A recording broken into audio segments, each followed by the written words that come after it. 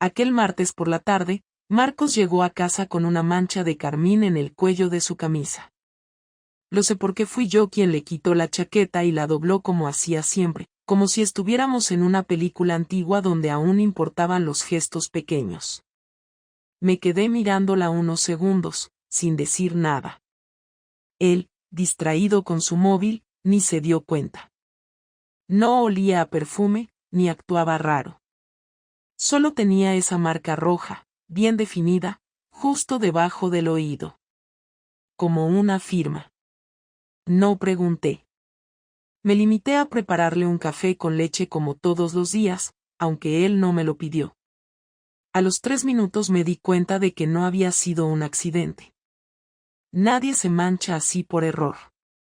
Y aunque en ese momento no sentí rabia, ni tristeza, sentí algo peor, curiosidad.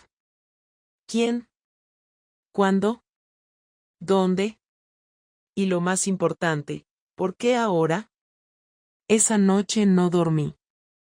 Él roncaba como siempre, tranquilo, sin sospechar que su camisa había dicho más de lo que jamás se habría atrevido con palabras. Yo, en cambio, repasé cada detalle de los últimos meses, nuestras cenas silenciosas, su nueva colonia, los turnos que cambiaba en el instituto sin avisarme. Todo cobraba un nuevo sentido. A la mañana siguiente, doblé su camisa manchada y la guardé en una bolsa, sin lavarla. No por despecho, sino como quien guarda una prueba de laboratorio. Me la llevé al trabajo, al estudio, y la dejé en el último cajón. No para vengarme, todavía. Simplemente, necesitaba tener algo concreto. Algo que me dijera, esto está pasando de verdad. Lo irónico es que hasta ese momento yo no tenía a nadie. Ni intenciones. Ni fantasías. Solo estaba aburrida, frustrada, como muchas mujeres que siguen cocinando la cena aunque ya no sepan para quién lo hacen realmente. Pero esa marca, esa pequeña mancha roja, me despertó algo. No odio. Algo mucho más peligroso, permiso. Durante semanas, no dije nada. Sonreí como siempre. Me reí con sus chistes repetidos. Incluso tuvimos sexo una noche que volvió más tarde de lo habitual, con olor a ginebra barata y entusiasmo forzado. Me miraba como si no me viera. Y yo, por primera vez en mucho tiempo, sentí que tenía el control de algo. No lo confronté. En vez de eso, empecé a fijarme en lo que había fuera de casa. El camarero nuevo del bar donde desayuno cada jueves. Un cliente del despacho que me hablaba con demasiada atención. El entrenador del gimnasio al que nunca fui pero al que me apunté ese mismo mes. Marcos, sin saberlo, me empujó hacia una versión de mí misma que llevaba años dormida, anestesiada por la rutina y la comodidad. El día que decidí devolverle el golpe no fue premeditado. Fue espontáneo, casi ridículo. Estaba lloviendo, yo salía del gimnasio sin paraguas, y él, sí, el entrenador, me ofreció llevarme en coche hasta casa. En el semáforo, me miró. No dijo nada, solo me miró. Y yo, que no había besado a otro hombre en más de 12 años, incliné la cabeza y cerré los ojos. Y lo hice. Lo besé. Largo. Lento. Consciente. Ese beso fue más real que todas las cenas con velas que compartí con Marcos en nuestra etapa romántica. Más sincero que nuestras promesas de vacaciones que nunca llegaban. Más honesto que ese café con leche que seguía preparando aunque él no me lo pidiera. Así empezó todo. No con un mensaje escondido. No con un audio. Con una mancha en una camisa y un beso bajo la lluvia. A veces, el principio del fin no es un escándalo. A veces, es tan sutil como un café servido con una sonrisa falsa. La primera vez que Marco sospechó algo fue la noche en que llegué tarde a casa sin avisar. No tenía excusa sólida, tampoco me la pidió. Me miró desde el sofá con los ojos medio entornados, dejó el mando a un lado, y solo dijo, ¿todo bien? Asentí mientras me quitaba los zapatos. Estaba empapada porque había salido corriendo de casa del entrenador cuando su mujer llamó al móvil y su tono cambió como si de pronto se acordara de que tenía una vida. Lo dejé en el garaje de su edificio, cogí un taxi, y en todo el trayecto solo pensaba en que debía parecer normal. Ni culpable, ni eufórica. Normal. Como siempre. Pero esa noche no me cambié de ropa enseguida. Me quedé con la camiseta húmeda y el pelo chorreando, porque me había olvidado del detalle más importante, la apariencia. Marcos no insistió. Fue al baño, volvió con una toalla, me la puso en las piernas, y volvió a encender la tele sin decir una palabra más. La siguiente semana se volvió más observador. Noté cómo me miraba cuando me arreglaba para ir al trabajo. Nunca antes se había fijado tanto en mis pendientes, ni en si me ponía perfume para una reunión. Empezó a mandarme mensajes durante el día, algo que no hacía desde hacía años. Preguntas simples, sin importancia aparente, pero suficientes para que entendiera que algo había cambiado en él también. Un día incluso me preguntó si quería que fuéramos a cenar los dos solos ese viernes. Me sorprendió tanto que tardé unos segundos en responder. Claro, le dije, sabiendo que no podía negarme sin levantar más sospechas. Acepté sin saber que esa noche iba a marcar el principio del final. Fuimos a un restaurante nuevo, pequeño, de esos que aparecen en Instagram con fotos de platos bien iluminados pero sin alma. Pedimos vino. Él pidió un risotto que no le gustó pero lo terminó igual. Yo no probé ni la mitad del mío porque no podía dejar de pensar que esa noche él iba a decir algo. No sabía qué exactamente, pero lo veía en su cara. Lo notaba en la forma en que no me quitaba los ojos de encima mientras hablaba del instituto, de un alumno problemático, de una excursión que tenían planeada. Había tensión, pero no la típica, no eran nervios ni enojo. Era más parecida a esa calma que uno siente justo antes de que algo se rompa. Cuando llegó el postre, se inclinó hacia mí, bajó la voz, y soltó, «Laura, ¿estás con alguien?» Lo miré fijo. No fingí sorpresa. No evadí la pregunta. No intenté reírme para disimular. Me limité a responder, ¿por qué lo preguntas? Él sonrió de una forma extraña, entre resignación y alivio. Porque lo sé, dijo. No tengo pruebas, pero lo sé. Tu forma de hablar, de caminar, de estar aquí ahora mismo, no eres tú. Se quedó esperando, como si su trabajo hubiera terminado al decirlo. Como si ahora fuera yo quien tenía que llenar los espacios vacíos. En vez de negarlo, le pregunté si quería que habláramos de eso ahora o si prefería esperar a llegar a casa. Dijo que prefería hablar ahí, que ya habíamos esperado bastante. Pagó la cuenta sin mirarme. En el coche, no puso la radio. No tocó mi pierna como solía hacer cuando conducía de noche. Se limitó a llevarnos de vuelta, como si fuéramos dos desconocidos que comparten taxi por error. Al llegar, se sentó en el borde de la cama. Yo me quedé de pie, sin saber si debía empezar a hablar o esperar a que él siguiera. Fue él quien rompió el silencio. ¿Desde cuándo?, preguntó. Le dije la verdad. Desde hace un mes. No le di nombres. No le di detalles. Solo eso. Me miró con una expresión que no había visto nunca. No era odio, ni tristeza, ni decepción. Era algo peor, neutralidad. Como si algo dentro de él se hubiera apagado. ¿Y lo vas a seguir viendo?, preguntó, todavía sin moverse. Le dije que no lo sabía. Que ni siquiera sabía si quería seguir con él, con Marcos, con nuestra vida. Fue entonces cuando me miró directamente y soltó una frase que nunca olvidaré: no me importa que hayas follado con otro. Me importa que no te importe. Esa frase me dejó helada. No por la vulgaridad, sino porque tenía razón. En ningún momento, desde que todo empezó, me había detenido a pensar en lo que él sentiría. Había actuado con una frialdad que ni yo misma me reconocía.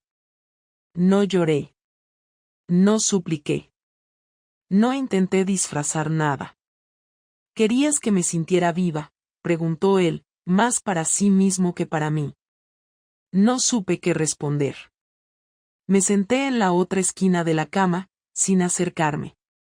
Me sentía vacía, no por lo que había hecho, sino por cómo me había convertido en alguien capaz de hacerlo sin temblar. Marcos se levantó, caminó hacia el armario, sacó una manta, y dijo: «Esta noche voy a dormir en el sofá. Mañana hablaremos». Y se fue, sin mirar atrás. Esa fue la primera noche que pasamos en habitaciones separadas desde que nos casamos. No dormí. Me quedé mirando el techo, escuchando cada pequeño sonido de la casa como si de pronto hubiera cobrado vida. Me sentía extrañamente en paz, como si al fin las cartas estuvieran sobre la mesa. Pero también había algo que me inquietaba: su calma. Su frialdad. Era como si ya lo hubiera planeado todo, como si la conversación de esa noche no le hubiera servido para entenderme, sino para confirmar algo que ya sabía. A la mañana siguiente, me levanté antes que él. Preparé café, tostadas, y me senté a esperar. Cuando bajó, no saludó. Se sentó frente a mí, tomó una taza, y preguntó si iba a seguir mintiendo o si al menos ahora iba a ser honesta. Le dije que no tenía nada más que esconder. Que sí, había alguien, pero que no era amor, no era una relación. Solo era una fuga. Un escape. Algo físico que me hacía sentir menos invisible. Me escuchó sin interrumpir. Cuando terminé, dijo: «Vale. Ahora escúchame tú». Lo que vino después no lo vi venir.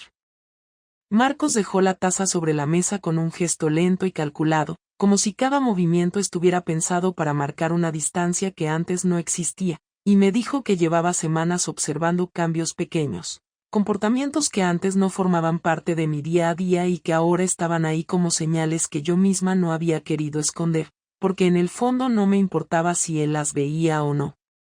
Me contó que había esperado para confirmarlo, no con pruebas concretas sino con coherencia entre mis actos y mis respuestas, que había anotado mentalmente la manera en que me vestía para trabajar, mis ausencias de última hora y ese tono neutro que usaba cada vez que él hablaba de su rutina.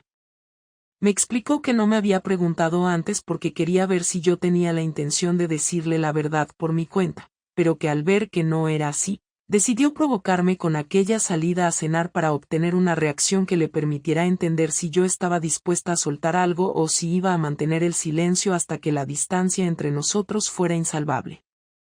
Le dije que no sabía qué añadir, que todo lo que sospechaba era cierto, que no había una historia romántica ni un vínculo profundo con nadie, solo una desconexión acumulada y una incapacidad de enfrentar un desgaste que llevaba años creciendo sin que ninguno de los dos hiciera nada significativo por evitarlo. Él respondió que esa explicación le resultaba cómoda para justificarme, pero que no encajaba con el hecho de que yo hubiera decidido dar un paso tan serio sin hablar primero con él, porque según él, antes de recurrir a otra persona, debería haber puesto sobre la mesa cualquier malestar, y al no hacerlo, le había quitado la oportunidad de intentar arreglar lo que fuera que me estuviera pesando. Me pidió que no lo interrumpiera y continuó diciendo que tenía la sensación de que yo había tomado la decisión de buscar fuera lo que me faltaba dentro no por necesidad emocional sino por un impulso muy concreto de sentirme distinta, de verme reflejada en alguien que no conociera mis rutinas ni mis manías, alguien que no supiera que a veces evitaba hablar cuando estaba cansada o que me enfadaba si él dejaba los zapatos en la entrada. Añadió que entendía que la convivencia desgasta y que ambos habíamos entrado en una especie de piloto automático que nadie quiere reconocer, pero que aún así, él siempre había pensado que si pasaba algo así, sería capaz de detectarlo antes de que ocurriera y no después como un invitado que llega tarde a una conversación en la que ya no puede opinar. Cuando terminó, respiró hondo como si llevara tiempo guardándose palabras que no quería seguir cargando, y me dijo que ahora le tocaba a él plantear cómo íbamos a seguir, porque según sus propias palabras, ya no se trataba de si yo quería o no seguir viendo al entrenador ni de si yo estaba confundida o no, sino de que él necesitaba tomar decisiones rápidas para protegerse y para no quedarse atrapado en un lugar donde no sabía qué peso tenía ni qué papel ocupaba.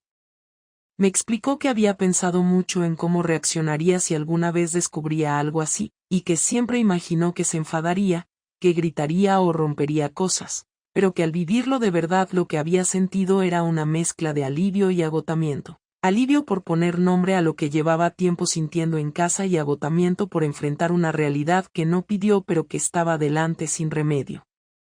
Le dije que entendía que estuviera dolido, pero que tampoco quería justificarme con excusas baratas que no cambiarían nada, que estaba dispuesta a asumir las consecuencias de mis actos y hablar con sinceridad de lo que implicaba esto para nuestro matrimonio.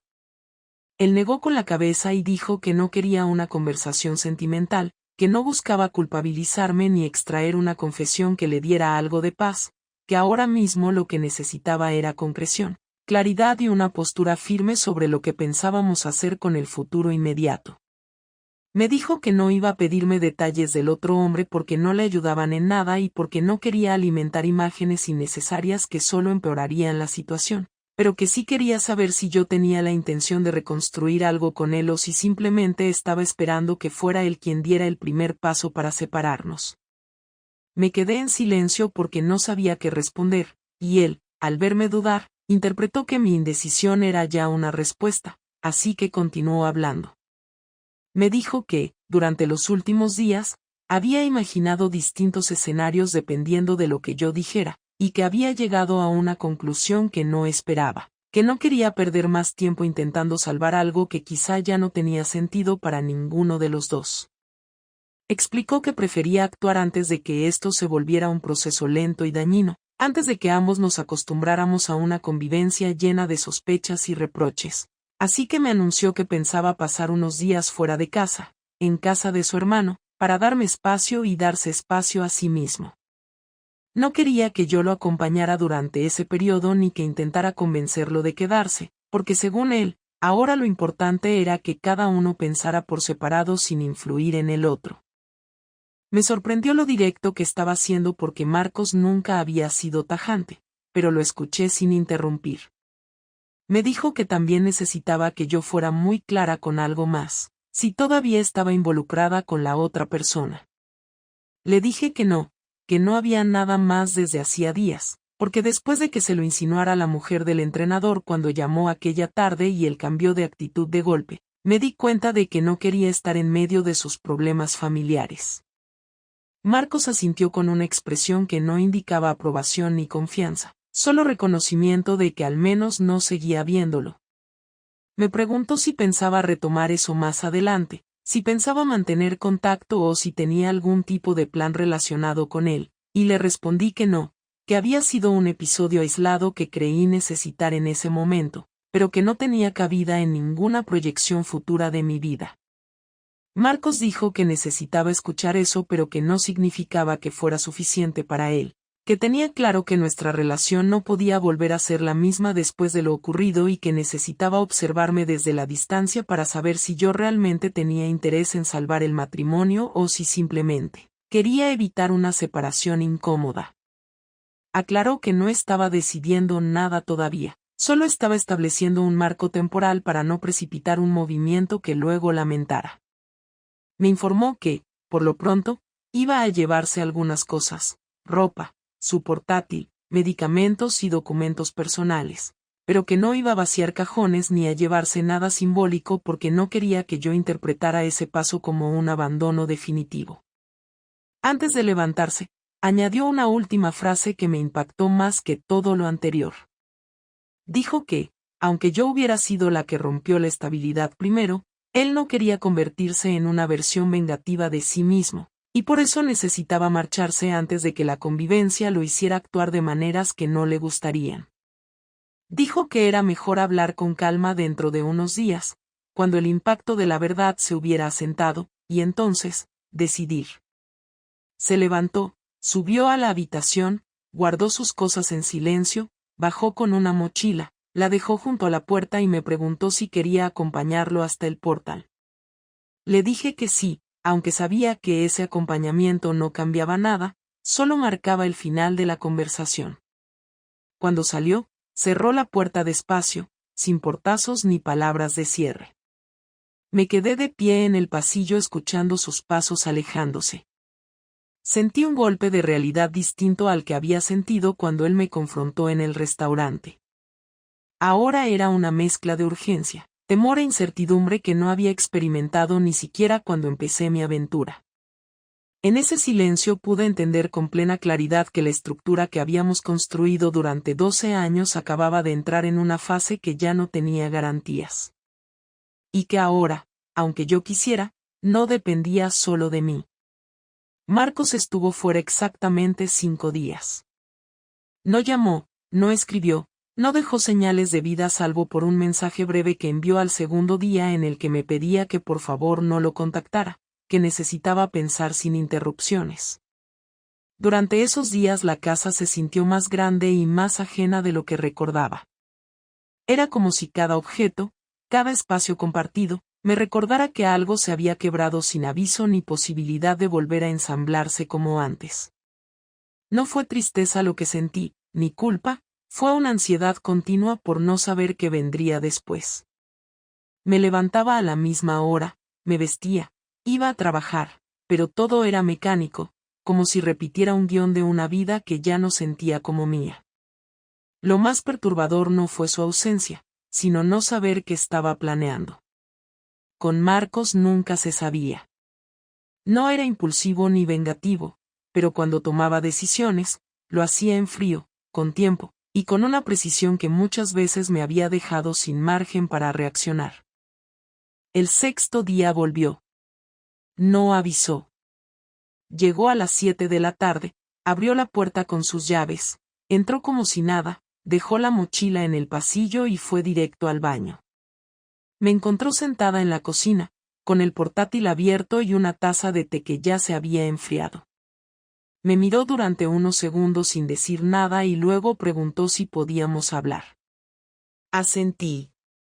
Cerré el portátil y lo seguí hasta el salón. Se sentó en el sofá, yo me senté enfrente, y ahí empezó una conversación que no fue una reconciliación, ni un ajuste de cuentas, sino algo mucho más calculado. Lo primero que dijo fue que había tomado una decisión. No me pidió mi opinión, solo me explicó lo que iba a hacer. Dijo que no quería divorciarse todavía, que no estaba listo para eso, pero que necesitaba marcar una distancia clara a partir de ese momento, así que había hablado con su prima Silvia, que vive a unas calles, y le había dicho que se quedaría allí indefinidamente. No era una mudanza oficial, era una separación táctica. No iba a abandonar la casa ni sus responsabilidades, iba a seguir pagando su parte, ocupándose de las cosas prácticas, pero ya no compartiríamos cama, comidas ni actividades de pareja. Cuando le pregunté por qué tomar ese camino, dijo que necesitaba observar mi reacción, que no creía en las palabras en este punto, que necesitaba ver hechos. Dijo que si yo quería seguir con la relación, tenía que demostrarlo no con frases, ni con promesas, ni con gestos superficiales, sino con una actitud que dejara claro que era consciente del daño causado y que tenía verdadero interés en reconstruir algo. Le respondí que entendía su postura, pero que no podía prometer nada porque yo misma aún no sabía si quería salvar esto. Fue entonces cuando sonrió, una sonrisa seca, sin alegría, y dijo que eso le facilitaba mucho las cosas. Sacó del bolsillo una carpeta pequeña, la abrió, y me la puso en las manos. Dentro había una copia de un documento legal, una modificación del contrato de matrimonio que incluía una separación de bienes provisional y un acuerdo de convivencia temporal. Me dijo que no era un divorcio, ni siquiera una separación legal en toda regla, pero sí una estructura que protegía a ambas partes si las cosas iban a peor. Me explicó que había consultado a un abogado laboralista que conocía y que había hecho ese documento para dejar claro que ninguno de los dos podría reclamar nada al otro si decidíamos terminarlo todo más adelante. Lo había firmado ya. Me pedía que lo leyera y lo firmara también si estaba de acuerdo. Me quedé en silencio. Él se levantó, fue a la cocina, preparó un vaso de agua y volvió con calma. Cuando me vio todavía con el documento en las manos, me dijo que no había prisa, que podía leerlo con calma, pero que esperaba una respuesta antes del fin de semana. No supe qué decir. No esperaba algo tan concreto. Pensaba que vendría a discutir, a reprochar, a llorar incluso, pero no. Había vuelto con un plan. Estaba aplicando la misma lógica que usaba con sus clases, con sus alumnos problemáticos: control, orden, consecuencia. Lo miré y le pregunté si eso era una forma de castigo. Me dijo que no. Que si fuera un castigo me habría echado, o me habría humillado delante de todos, o habría contado a mi familia o a sus padres lo que había pasado. Que esto, en cambio, era una forma de proteger lo poco que quedaba. Dijo que el verdadero castigo era vivir con la conciencia de haber traicionado a alguien que no se lo merecía. Le pregunté si había hablado con alguien de esto. Dijo que solo con Silvia, y que había sido una conversación práctica, sin detalles. Le pregunté si pensaba contarle a su familia. Dijo que no por ahora. Que eso vendría solo si las cosas terminaban definitivamente. Me preguntó si yo había hablado con alguien. Le dije que no. Que ni siquiera con mis amigas. Que me daba vergüenza. Me creyó. Asintió, pero no comentó nada más. Esa noche durmió en su antiguo cuarto, el que usamos como oficina. No cerró la puerta. No me habló más. Yo tampoco tenía ganas de decir nada. Me quedé en la cama mirando el techo, pensando que, por primera vez, Marcos había sido más rápido que yo en todo esto. Había tomado la delantera. Había establecido los límites. Me sentí desarmada. No porque me hubiera atacado, sino porque no sabía cómo reaccionar a tanta calma. Sabía que esa frialdad no era gratuita. Era estrategia. Al día siguiente, me levanté temprano, fui al trabajo como de costumbre, pero con el documento en el bolso. Lo leí durante la hora del almuerzo. Era claro, sin vueltas. No había letra pequeña. No había trampas. Era, simplemente, un acuerdo para que todo lo que viniera después tuviera un marco. Por la tarde, lo firmé. No porque estuviera de acuerdo con todo, sino porque entendí que era lo mínimo que podía hacer si quería mantener una mínima posibilidad de que esto no terminara de la peor forma.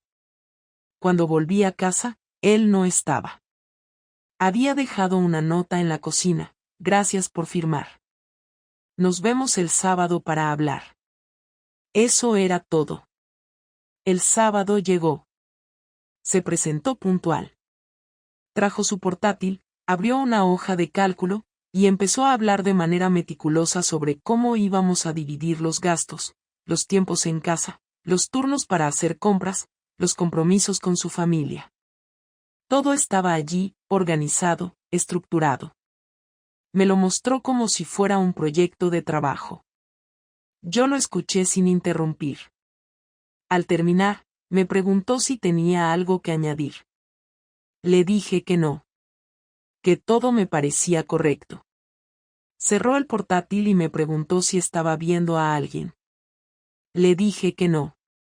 Me miró y dijo: bien. Espero que siga así.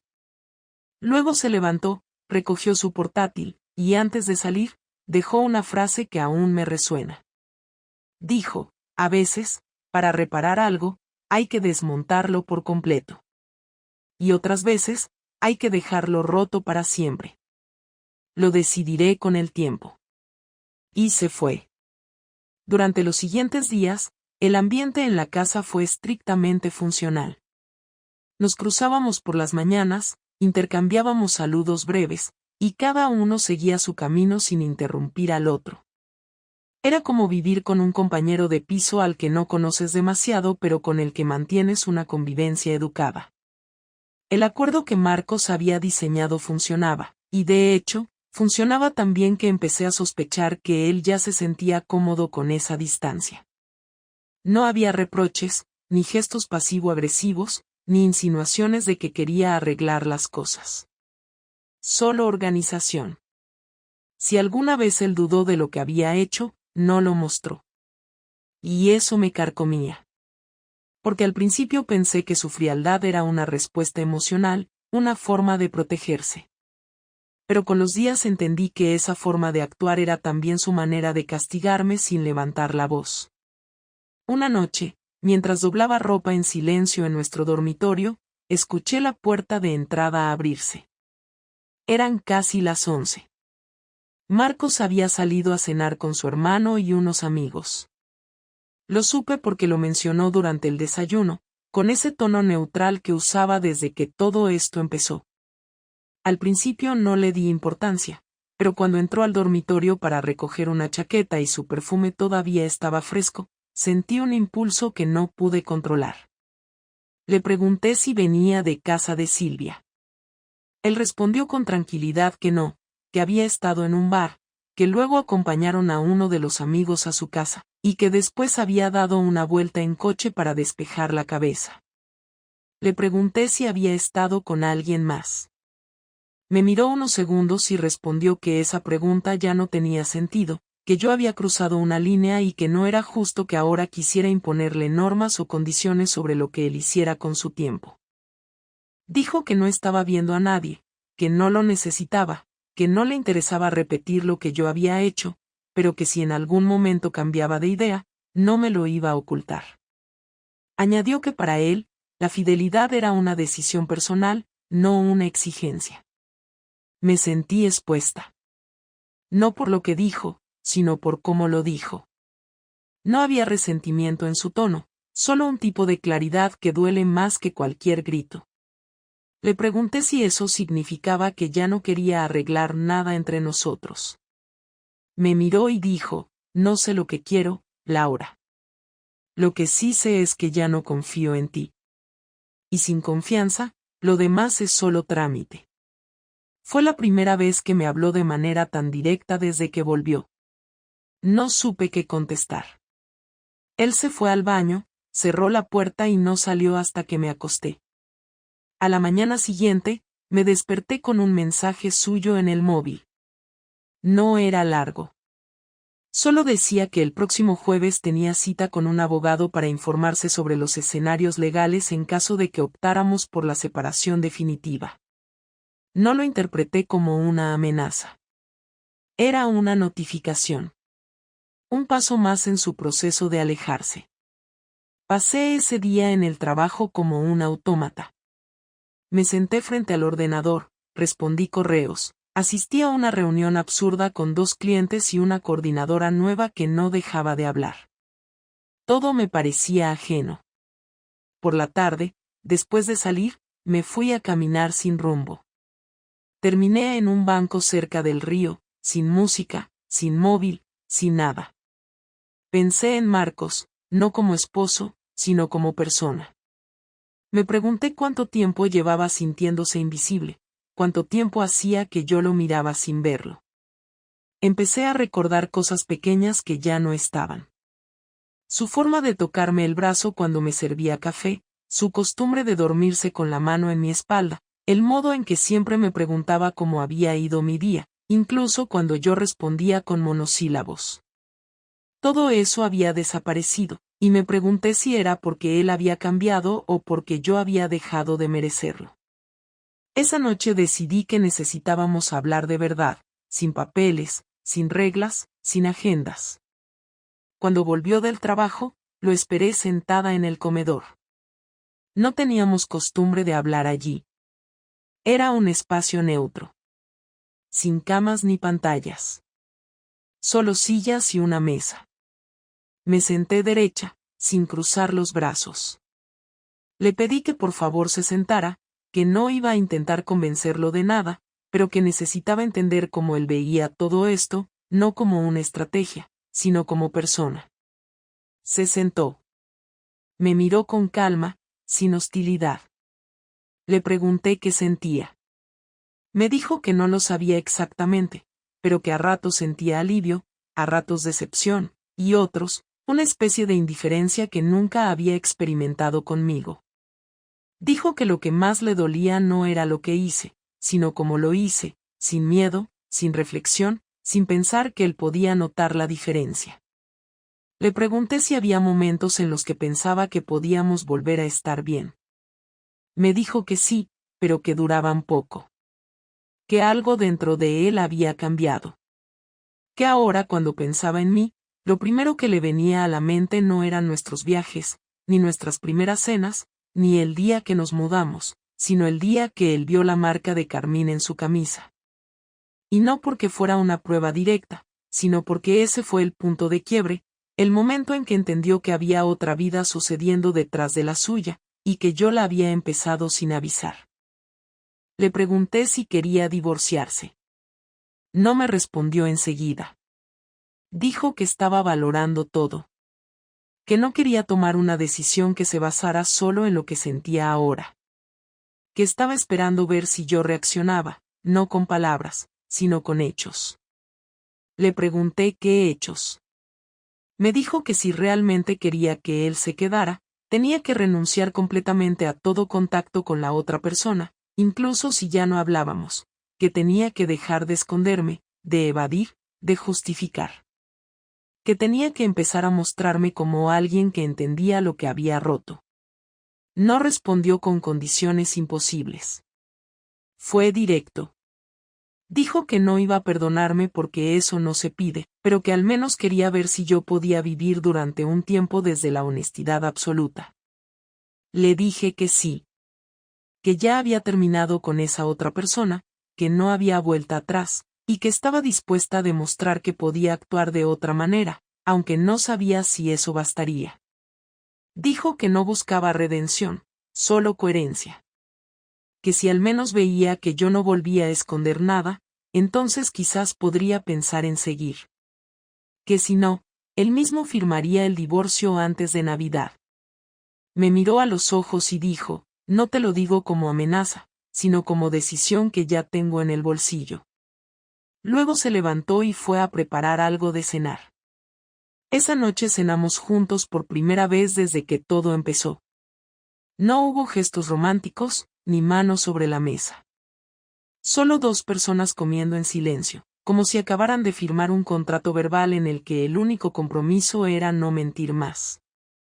Han pasado 6 semanas desde aquella cena silenciosa, y aunque la casa sigue siendo la misma, todo lo que ocurre dentro de ella ya no tiene nada que ver con lo que vivíamos antes. Marcos no volvió a dormir aquí, sigue en casa de su prima Silvia, y solo viene los fines de semana para hacer gestiones, recoger ropa, hablar de asuntos prácticos o compartir alguna comida conmigo si el clima es aceptable entre los dos. No hay muestras de cariño, no hay besos, no hay abrazos, pero tampoco hay reproches ni gritos. Es una convivencia pactada que parece funcionar porque ambos sabemos que está sostenida por algo muy frágil que no puede soportar una nueva sacudida. Él mantiene su palabra de no meter presión ni acelerar decisiones, pero cada vez que lo veo entrar con esa expresión seria y pausada, sé que está evaluando todo lo que ve y lo que no ve, como si estuviera sumando puntos en una tabla invisible que tarde o temprano le dirá si esto merece seguir o si lo mejor es romper el vínculo de forma definitiva. Durante este tiempo he intentado cumplir lo que le prometí. Borré todo contacto con el entrenador, eliminé su número, sus fotos, cualquier rastro. No he vuelto a responder mensajes, ni correos, ni nada. No porque Marcos lo haya exigido, sino porque entendí que mantener abierta una puerta que causó tanto daño solo demuestra que no aprendí nada.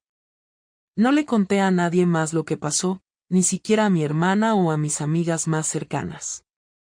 Esta vez decidí vivirlo sola, asumir el peso completo sin repartirlo con nadie, porque por primera vez en años sentí que el error no se podía maquillar con contexto. Lo hice, lo elegí, y ahora toca asumirlo hasta el final.